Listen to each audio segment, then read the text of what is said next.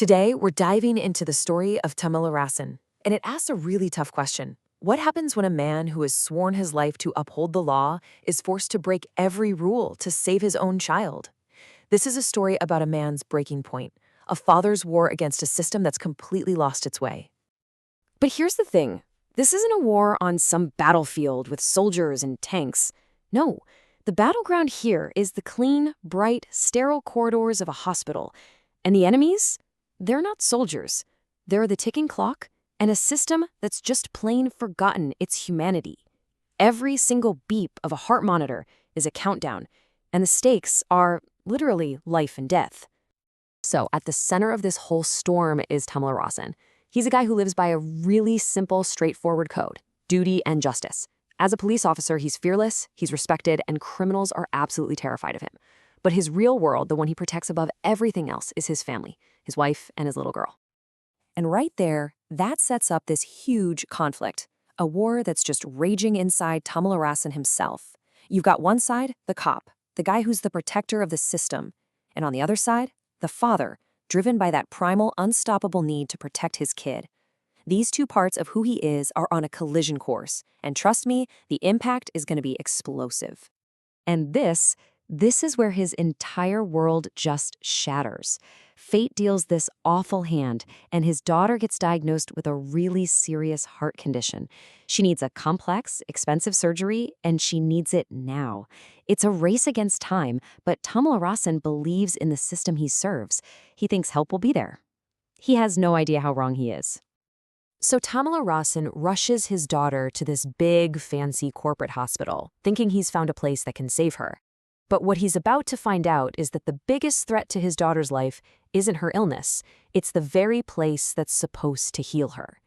He's running headfirst into a solid wall of greed, a place where profits have completely replaced the oath to do no harm.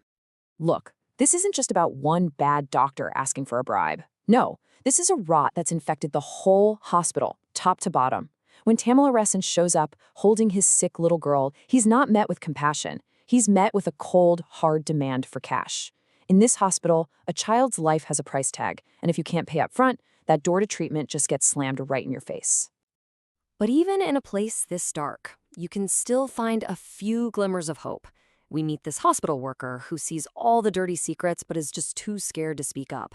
And then there's the chief surgeon, a genuinely good man who's just trapped in this web of corporate politics, completely torn between his duty to save lives and the hospital's nonstop push for profit. Every single appeal Tamilarasan makes gets shot down. Every plea for just a little bit of humanity is met with another demand for money. The system officially shuts the door on his daughter's life. And in that one moment of pure, absolute desperation, something inside him just snaps. The cop vanishes and the father takes over. Completely. You can see this rapid, desperate change happen right before your eyes. First, he pleads for his daughter's life. Then, he's just met with this cold, hard no. So he does something that is so extreme, it's almost unthinkable. He locks down the entire hospital, trapping everyone inside. Doctors, patients, everybody. He's not a cop asking for justice anymore. He's a father taking it by force. And this is really the moral heart of the whole story. By taking an entire hospital hostage, has he become the very thing he used to fight against, a criminal endangering innocent people? Or is he a hero, a man who is forced to do the wrong thing for the absolute rightest reason you can possibly imagine?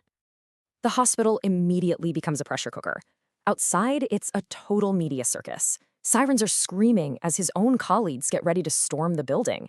And inside, you've got this one man waging a war, not just for his daughter's life, but to expose the truth of what this place has done to who knows how many other families. You know, in the middle of all this chaos, a really important alliance starts to form. The surgeon, he looks past the gun, past the threats. He doesn't see a hostage taker. He sees a desperate father who's been pushed to the absolute edge. And in that moment, he makes a choice. He decides to help him. So, working together, they start peeling back the layers of corruption at this hospital. And what they find, man, it is a nightmare. It's so much worse than just overcharging people. They find proof of massive scams, fake treatments, money laundering, and even a horrifying illegal organ trafficking ring. Tamilarasan realizes his daughter wasn't just denied care. She was almost another victim in a huge criminal enterprise. So now, the whole thing escalates into this frantic two-front war against time. The fight to save one little girl has become completely tangled up with the fight to expose this massive conspiracy, and the clock is ticking down on both. Outside the hospital, the very system he dedicated his life to is now turning against him. The police, his own co-workers, are getting ready to break down the doors. They don't see a desperate father. They see a dangerous criminal that needs to be taken down. But inside, protected by the very man the police are trying to stop, a whole different battle is being fought. With Tamilarasan standing guard, the surgeon starts the delicate life-or-death surgery on his daughter. This one quiet act of healing is like the calm at the very center of the storm. And then, the standoff hits its breaking point. The police breach the doors. Glass shatters. The hospital corridors, once just quiet and desperate, explode into total chaos. Gunfire, shouting, the fight to restore order turns violent. But in the middle of all that noise and violence, a moment of pure hope, a steady, rhythmic beat on a monitor. The surgery, it's working. A life is being saved.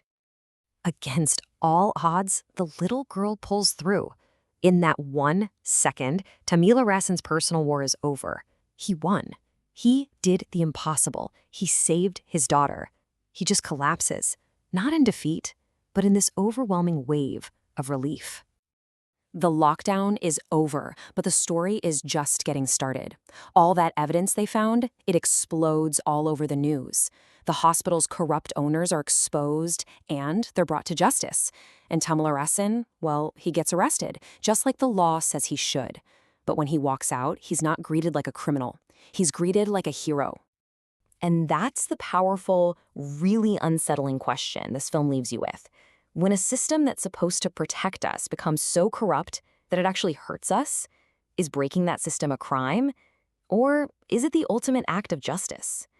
The film doesn't give you an easy answer, and it forces you to decide for yourself where that line is.